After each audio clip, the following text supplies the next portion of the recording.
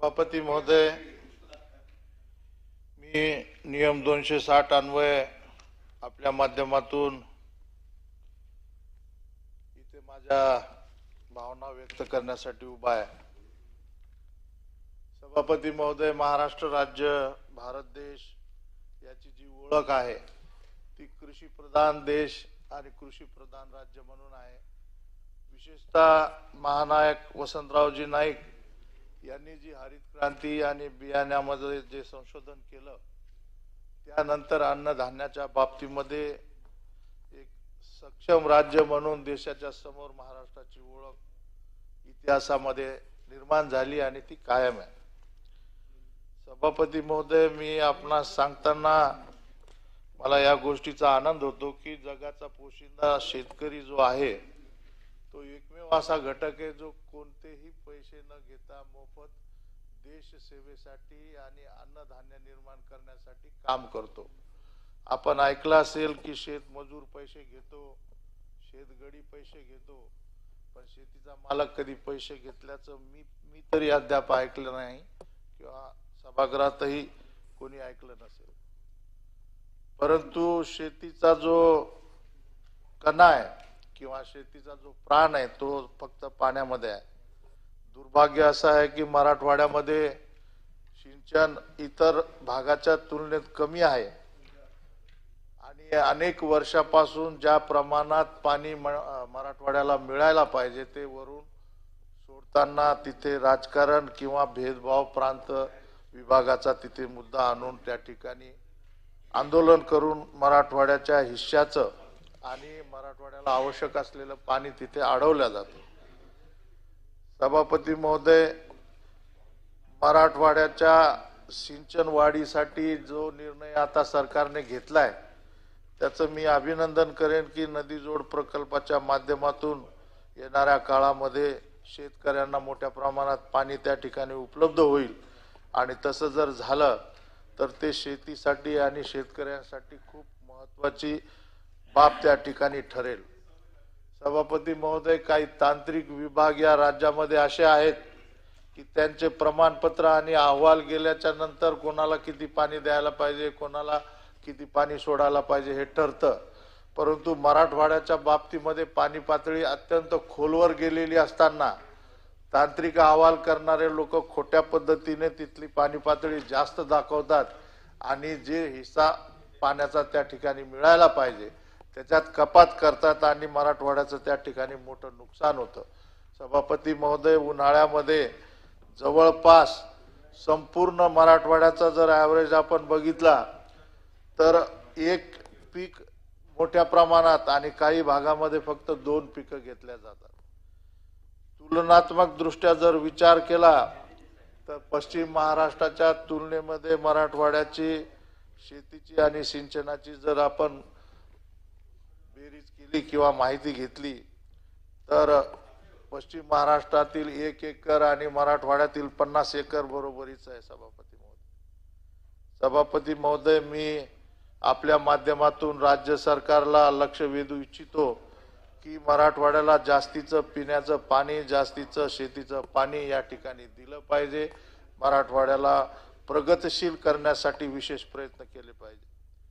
सभापती महोदय, आपल्याला माहित आहे की जम्मू काश्मीर प्रमाणे मराठवाड्याला देखील 371 कलम लागू आहे। विशेष तरतूद मराठवाड्यासाठी करण्याचं, त्या ठिकाणी जास्तीचा निधी देण्याचा, जास्तीची संधी उपलब्ध करून देण्याचा वादा या 371 कलम नुसार मराठवाड्याला केलेला आहे। सभापती महोदय, या माध्यमातून मराठवाडा वैधानिक विकास मंडळ, सिंचनासाठीचा जास्तीचा निधी, आरोग्य शिक्षणासाठीचा जास्तीचा निधी, रस्ते, जोडरस्ते आणि पूल आणि सर्व शिवरस्त्यांसाठीचा जास्तीचा निधी मराठवाड्याला देणं या ठिकाणी आवश्यक आहे। सभापती महोदय, मराठवाड्याला प्रगतशील राज्याच्या बरोबरीने, मुंबईच्या बरोबरीने आणि पुण्याच्या बरोबरीने जर आणायचं असेल तर मराठवाड्यातील सर्व विद्यार्थ्यांना वैद्यकीय, अभियांत्रिकी आणि विशेष प्रकारचं शिक्षण घेण्यासाठी